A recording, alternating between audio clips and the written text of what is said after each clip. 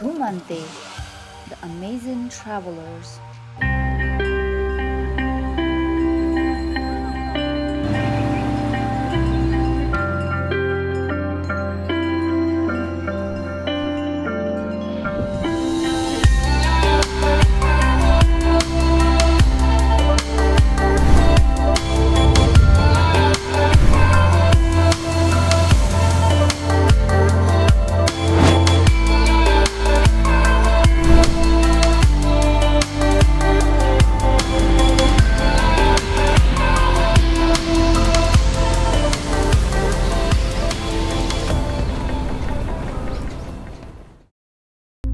तिहारको रमझम झिलमिलीमा डुबेको काठमाडौँ छ।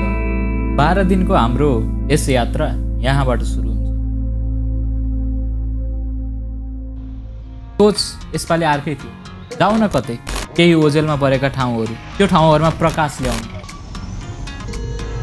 नेपालकै ठुलो जिल्ला हामी जाँदैथ्यौँ डोल्पा। 2 जना साथी काठमाडौँबाट थियौँ, 2 जना दमौलीबाट, र दमौलीमा भेटेर 4 जना जाने निर्णय गऱ्यौँ।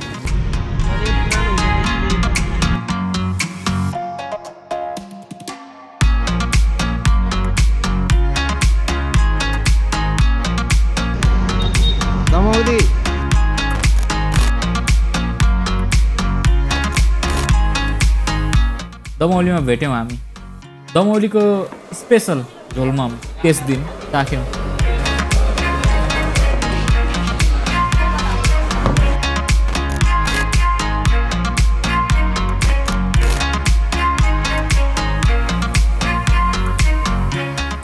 पहिलो दिन नेपालगञ्जको लक्ष्य थियो हाम्रो। हामी बिहानै गाडी चढ्यौँ। गाडी लोकल टाइपकै थियो, यहाँ डिलक्स एसी टाइपको गाडीहरू चल्दैन प्राय पोखरा नेपालगञ्जको रोडमा। मुगलिनको बाटो बनाइरहेको थियो, त्यही भएर अलि ढिलो नै लाग्यो, थोरै जाम हुँदै। अनि जुगेडीमा हामी लगभग 10 बजे पुग्यौँ। जुगेडीमा खाना खान रोक्यौँ हामी। भन्नु नै पर्छ नेपालको अहिलेसम्म हिँडेकोहरूमा चाहिँ एकदम झुरो होटल नै परेको थियो, अति नै थियो। अनि त्यहाँबाट अब जे पाइन्छ त्यही खाएर हामी लाग्यौँ नेपालगञ्जको। नारायणघाट, नवलपरासी, पटौली बजार हिँड्दै हामी साँझ पख नेपालगञ्ज पुग्यौँ।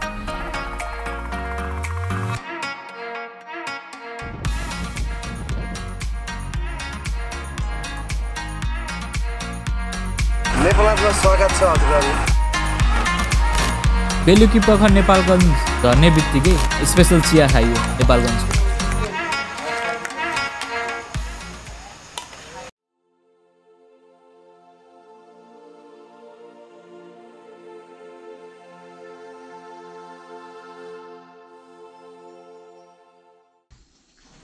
भोलिपल्ट बिहानै हामी खलङ्गा जाने जिपमा चढ्यौँ। जिप हाम्रो घर अगाडि नै आइपुग्यो र खलङ्गाको यात्रा सुरु भयो हाम्रो जिप। ल बाई बाई।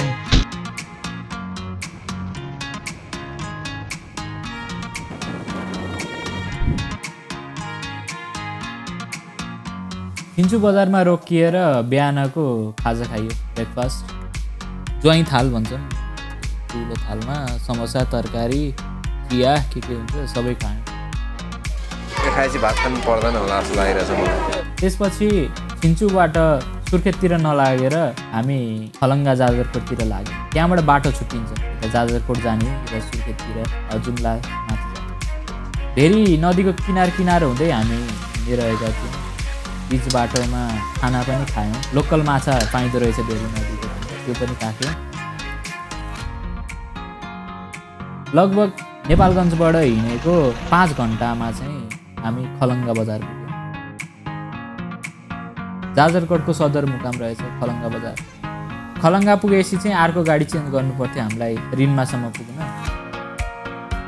खलङ्गामा एकछिन गाडी कुर्दै कालो चिया खायौँ हामीले। अबको पुरै बाटो चाहिँ कच्ची नै थियो। गाडी धेरै बेर नै रोक्यो, त्यहाँ मान्छे पुरै भरि नभइन्जेलसम्म। रिनमा चाहिँ एउटा सानो बजार रहेछ, राम्रो थियो बजार। जे होस् पाइने सबै पाइन्थ्यो। हामीले किन्यौँ पनि, हामीलाई चाहिने सामानहरू, खानेकुराहरू पनि त्यहाँबाट, जुन माथि पाइन्थ्यो होला तर अलि महँगो पर्न सक्थ्यो।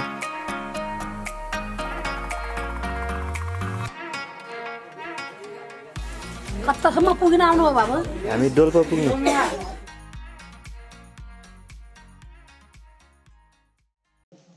रिन्मामा बिहानै उठ्यौँ आजको तेस्रो दिनको यात्रा चाहिँ हाम्रो त्रिवेणीमा गएर टुङ्गिने थियो हामी त्रिवेणीमा बस्ने निर्णय गरेका थियौँ त्यहाँबाट चाहिँ हामीलाई अब जिपमै जानु थियो तर 3टा जिप फेरेर किनकि त्यो बिचमा बन्ने पुल हुन्छ नि मोटरेबल पुल चाहिँ बनिसकेको रहेनछ कि त्यहाँ पहिलो चाहिँ रिन्मादेखि रारीसम्म अनि दोस्रो चाहिँ रारीदेखि तल्लो बगरसम्म र अर्को चाहिँ तल्लो बगरदेखि त्रिवेणीसम्म जानु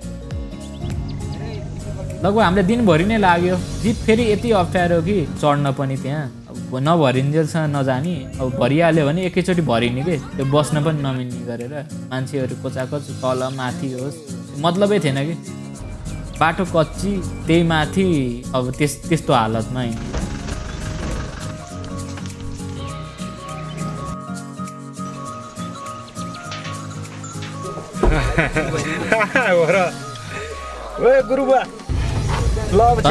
ड्राइभरहरूलाई चाहिँ मान्नै पर्छ त्यो बाटोमा चाहिँ भर्खर खनेको बाटो अब ढुङ्गाहरू टायरै छेडेर भित्र छिर्ने जस्तो भिरहरू पनि उस्तै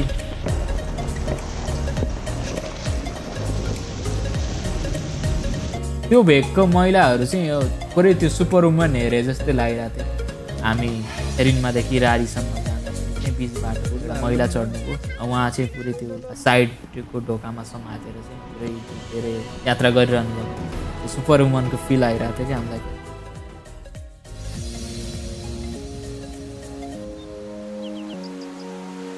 बाटोमा पर्ने एउटा सुन्दर झरना साह्रै मनमोहक थियो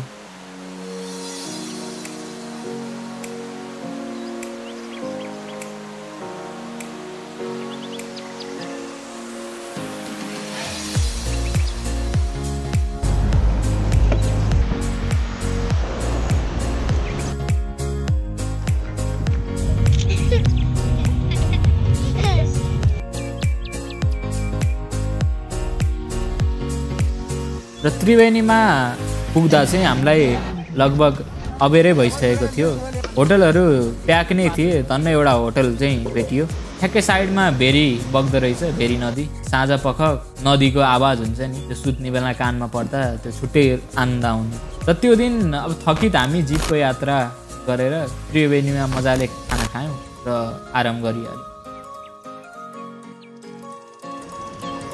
के हो तिम्रो नाम कहाँ बस्छौ शिशुमा स्कुल नजाने आज ए किन बिदा छ मेरो होटलमा अब सुन्न खानु व्यवस्था ठिकै छ चौथो दिन चाहिँ हामीलाई पुरै पैदल यात्रा सुरु बाटो चाहिँ यहाँबाट त्रिवेणीदेखि खदाङसम्म चाहिँ खनिएको रहेछ त्यस डोल्पा छोएको छ बाटोले बाटोमा खच्चडको बथान अघि पछि हुँदै हिँडिरहेका थियौँ कहिले अघि पर्थ्यौँ कहिले पछि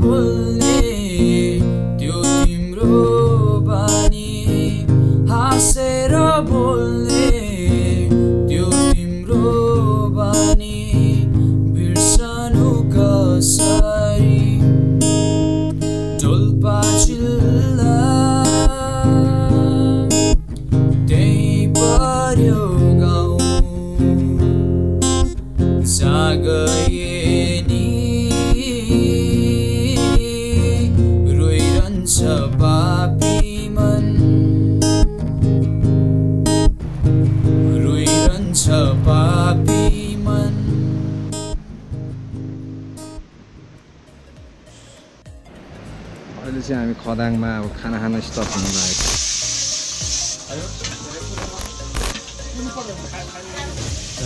के खाइरहनु खाना पछि हिँडिहाल्यो किनकि हामीलाई त्रिपुराकोट पुग्नु थियो आज बाटोमा ट्रेडिसनल पानी घट्टा त्यो पनि देख्न सकिन्थ्यो टल्लिने अवस्थामा थियो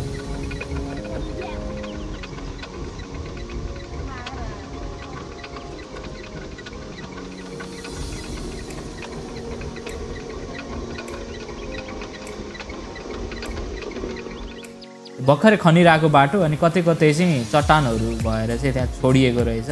मनमा दुईचोटि सोच्नुपर्ने कि जाम कि नजाम भनेर। अनि बाटोहरू पनि कस्तो पुरा त्यो क्याराभान पाराको थियो। यो दृश्य हेरेर चाहिँ पक्कै पनि क्याराभान मुभीको चाहिँ याद आउँदो होला होइन। हामीलाई त्यस्तै फिल भइरहेछ डोल्पामा आएर होइन। रियल यस्तो भ्यू हेर्दा चाहिँ एकचोटि पक्कै पनि आउनु होला डोल्पा। यही बाटो प्लेनमा होइन नि फेरि हिँडेर।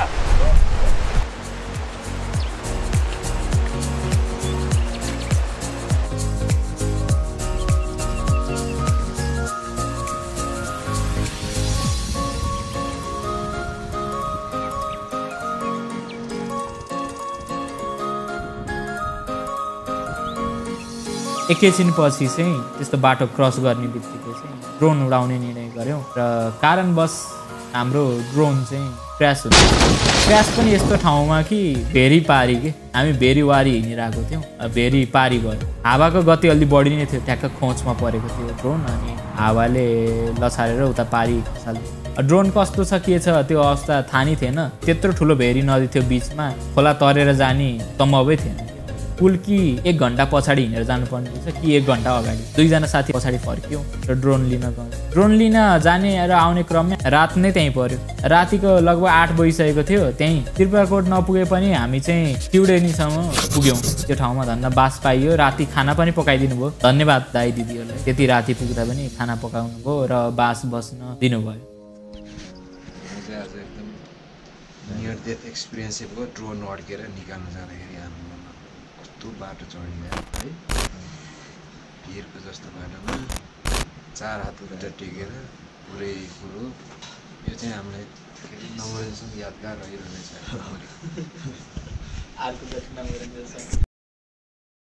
पाँचौं दिन हामी बिहानै कागेनीको लक्ष्य लिएर हिँड्यौँ। कागेनी चाहिँ हाम्रो डोल्पाको फोक्सुन्डो जाने बाटोमै पर्थ्यो। लगभग हामी समय तालिका अनुसार अलि बेर ढिलै नै भएको थियो हिजोको जुन त्यो ड्रोन क्र्यासको कारण। ड्रोन चाहिँ केही भएको थिएन हाम्रो। त्यही हल्का पछाडिपट्टिको लाइट भाँचिएको रहेछ।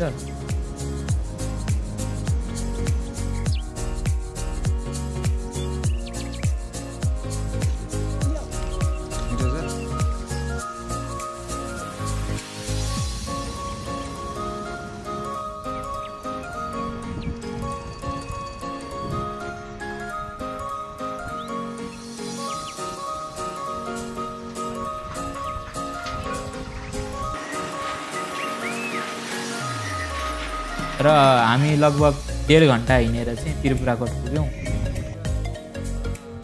त्रिपुराकोट पुगेर चाहिँ लोकल खसीको मासु र भात मजाले हान्यो।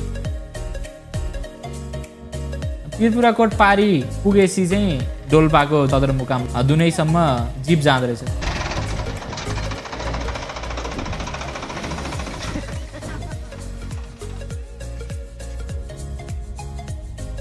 लगभग त्यहाँबाट जिप चढेको 1 घन्टामा हामी सुलीगढ पुग्यौँ। सुलीगढ पुग्दा सम्भवतः माथितिर हिउँ परेको थियो त्यति बेला र त्यहाँ चाहिँ हल्का पानी परेको थियो।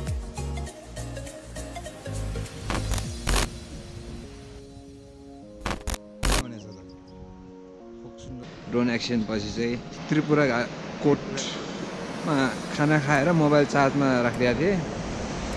मोबाइल पनि त्यहीँ छुटेछ। त्यसै कारणले अब फोक्सुन्डोको ड्रोन फुटेज चाहिँ नआउने हो।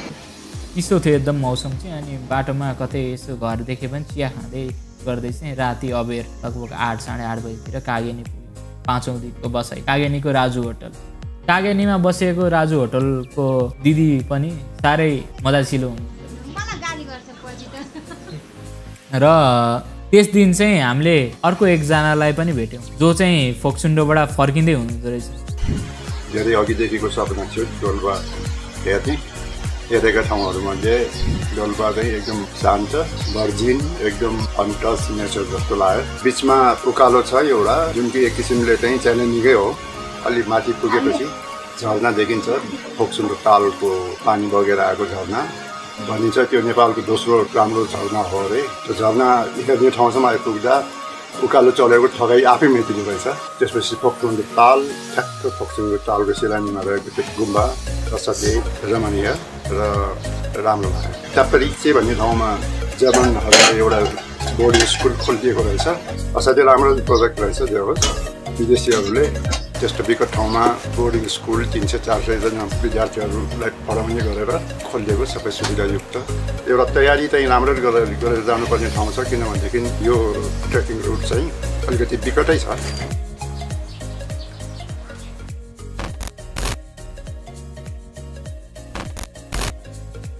अहिले चाहिँ कागेनीमा भयौँ होइन हामी। अब आजको बास भनेको हाम्रो रेची हुन्छ अनि भोलि बिहान चाहिँ हामी फोक्सुन्डो खाना खान सक्छ। कागेनीबाट अगाडि हिँड्दाखेरि चाहिँ त्यो विड खाने साथीहरूलाई चाहिँ लाग्छ होला कि त्यहाँ म पुरै स्वर्गमा आइरहेको छु हिँडिरहेको छु जस्तो कि पुरा त्यो 5-6 किलोमिटर नै कि त्यति लामो कि त्यो बाटो चाहिँ। लभरहरूको लागि विड अलिकति डिफ्रेन्ट टाइपको ल्यान्डस्केप इन्ट्री गर्दैछौँ अहिले चाहिँ। अब बाटोभरि सुक्खा थोरै रुख थियो, अहिले चाहिँ रुखपातहरू टन्नै देखिरहेको छ, ग्रिनरी बढेर आएको छ एकैचोटि।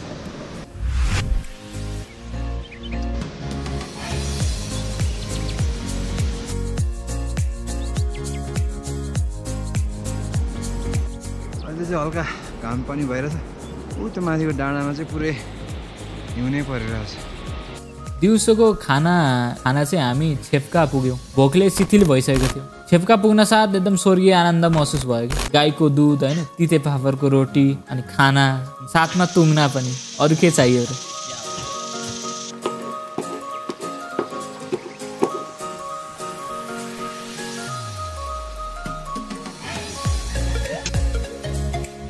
खाना खाएर 1-1.5 घन्टा जति चाहिँ एकछिन आराम गऱ्यौँ र त्यसपछि फेरि यात्राक्रम सुरु भयो। फोक्सुन्डो राष्ट्रिय निकुञ्जमा चाहिँ हिँड्ने बाटो चाहिँ राम्रै रहेछ। साइडमा फोक्सुन्डो खोला बगिरहेको, जङ्गल उस्तै, अझ अक्टोबरको महिना फल महिना, रङहरू पनि रुखहरूको उस्तै।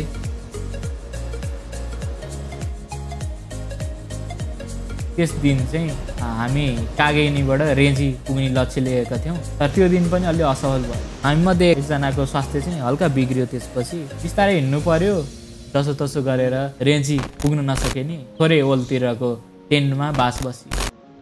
यो यात्राक्रममा हाम्रो साथै नछुटेको चिज चाहिँ टिबेटन टी थियो, जुन चाहिँ घिउ दुधहरू नुन त्यो के मिश्रित हुन्थ्यो होइन। अन्त पहिला नै खाएको थियौँ, तर यो यात्रामा साह्रै नै मिठो लाग्न थाल्यो। जहाँ रोकिन्थ्यौँ त्यहाँ पाइन्थ्यो टिबेटन चिया र त्यही खाइन्थ्यो हामी। खबरबारीमा टेन्टमा बास, फोक्सुन्डो एरिया घुम्दाखेरि टेन्टमा बस्ने खुब रहर थियो। ठ्याक्क आज पुरा भयो ल, मस्ती छ। ज्वाइँ साहब र भाइ साहब, टेन्टवाला दिदी पनि साह्रै मजासिलो नै हुँदो रहेछ। त्यहाँको दिदीले चाहिँ हाम्रै साथी एकजनालाई भने विकासलाई चाहिँ माइकै डोल्पाकै ज्वाइँ बनाएर राख्ने कुरा चलिरहेको थियो। ल हिँडिरहेको हामी बाटोमा दाँते ओखर र अर्को हाडे ओखरको बोटहरू चाहिँ थुप्रै देख्न सकिन्थ्यो। ओखर होस् या अरू चिजहरू जे होस्, हाम्रो बजारिया क्षेत्रभन्दा अलिक टाढा नै पाइन्छ, त्यो चिजहरू त्यहाँ थियो। त्यसको स्वाद लिँदै अगाडि हिँड्यो।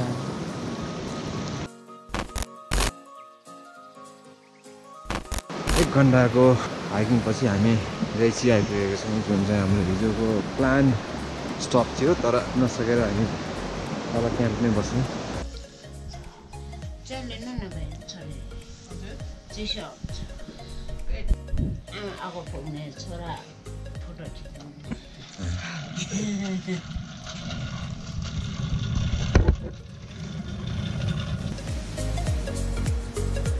रेची कटिसकेपछि चाहिँ हाम्रो भेट अर्को एकजना सहयात्रीसँग, अरू विपिन पोखरेलजीसँग एकछिन बसेर गफ गऱ्यौँ। उहाँको अहिलेसम्मको यात्राक्रमको अनुभवहरू बटुल्यौँ। म यो सहित 71 जिल्ला भयो। अब 4वटा तपाईँको दार्चुला, बैतडी, हुम्ला र गुल्मी। एकदम रमाइलो लाग्यो। तलसम्म चाहिँ बाटो पनि एकदम नट्सो उकालो नट्सो ओह्रालो होइन, सम्मसम्म खोलाको तिरैतिर, भ्यू पनि राम्रो, बेस्ट भ्यू माथि, त्यो माथि टपबाट। अनि तल त्यो झरना पनि राम्रो भ्यू थियो। यही खोलाकै झर्ना रहेछ। यत्तिकै घुम्न रमाइलो लाग्छ, घुम्नुपर्छ। एक बारको जिन्दगी यो, जति धेरै ठाउँ देख्यो त्यति राम्रो, जति धेरै मान्छे चिने त्यति राम्रो। धन्यवाद।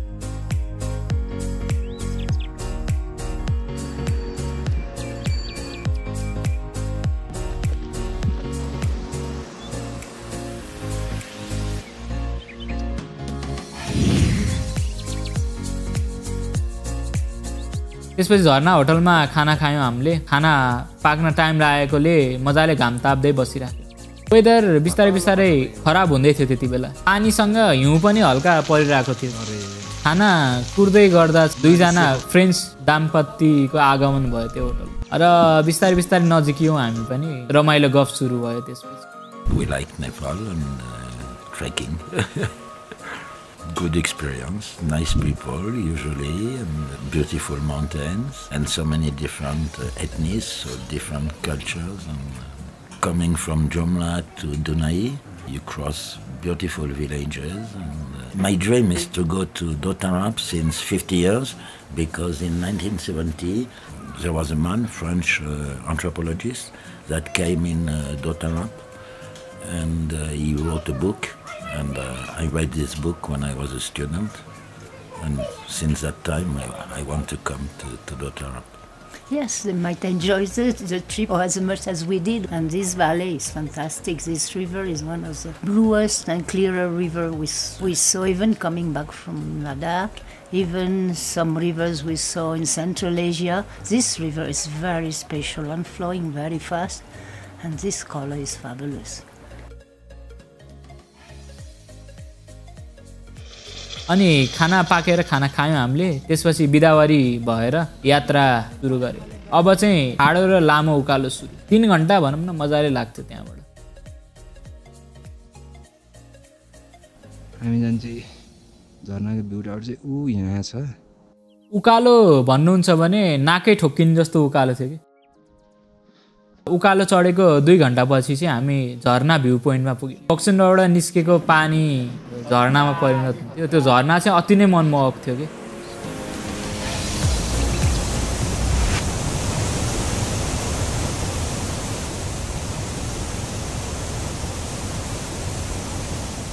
सेल्फीहरू यताउता फोटो खिचेर फेरि भ्यू पोइन्टबाट फोक्सुन्डो तालसम्मको यात्रा सुरु भयो त्यहाँबाट लगभग हामीलाई 1 घण्टा जति लाग्थ्यो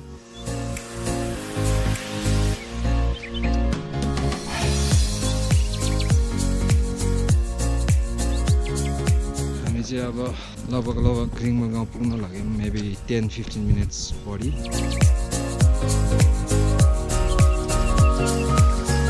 फोक्सुन्डो पुगेपछि चाहिँ ताल अगाडिकै होटलमा बस्ने निर्णय गर्यो कञ्चनजङ्घा होटल राम्रो कोठा थियो देखको भ्यू पनि रमाइलो देखिने अझ त्यसमाथि मिलनसार के त्यहाँ होटलको दिदीहरू पनि दाइहरू पनि भोलिपल्ट बिहानै उड्दाखेरि अति नै मनमोहक दृश्य देखियो कि तालको चिसो हावा आँखै अगाडि निलो पानी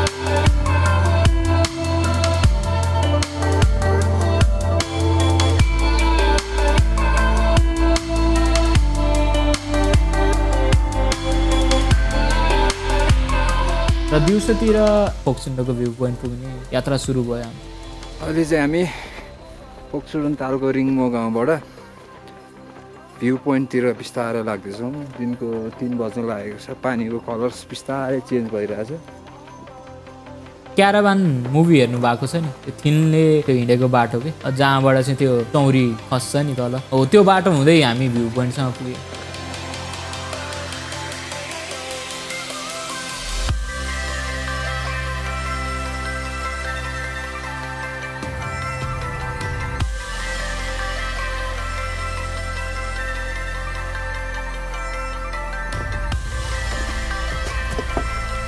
ग्लेसियरबाट बगेको पानी भर्खरै आउँदैछ on the way to Phoksundo यो बाटो हुँदै तल फोक्सुन्डो भ्यू पोइन्ट पुग्ने बाटो चाहिँ उकालो नै थियो एकदमै माथि भ्यू पोइन्टमा पुगेर चाउचाउ चिउरा आयौँ आरामले बसेर 88-90 मिटरको अल्टिट्युडमा बसेर फोक्सुन्डो लेकको भ्यू हेर्दै स्पेसल चिउरा चाउचाउ चटपटे खाने खासमा चाहिँ फोक्सुन्डो तालको चाहिँ 3टा छेउ छ कि त्यहाँ भ्यू पोइन्टबाट चाहिँ मजाले देख्न सकिन्छ त्यो 3टै छ रिङ्मो गाउँ र वरिपरिको सराउन्डिङहरू पनि एकदमै रमाइलो देखिन्छ त्यो त्यहाँबाट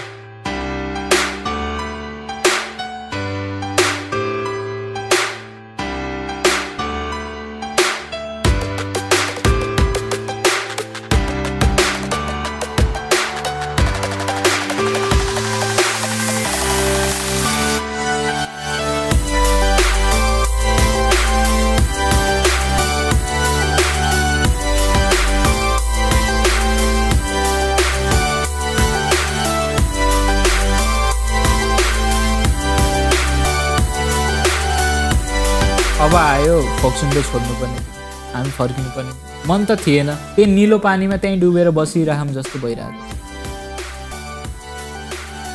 र बिहान ब्रेकफास्ट गर्ने बित्तिकै हामी नेपाल एयरपोर्टतिर लाग्यौँ कागेनीबाट सुलीगढ हुँदै सुलीगढबाट जिप जाँदो रहेछ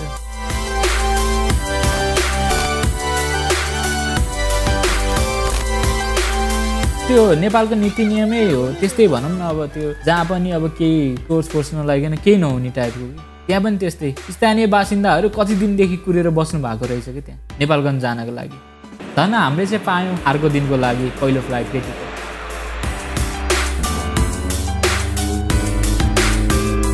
प्लेनबाट देखिएको दृश्य पनि यति मनोरम थियो कि भेरी नदीको साइडमा बसेकाहरू बस्तीहरू हिमाल पहाड त्यो जङ्गलहरू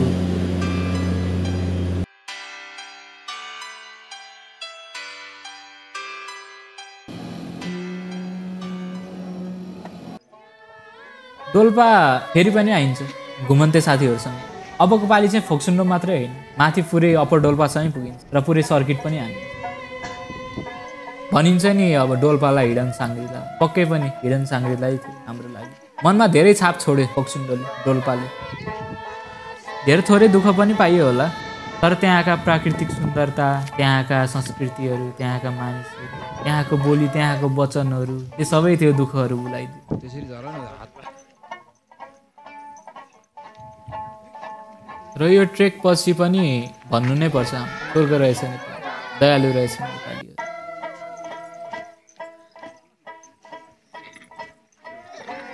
घुमन्ते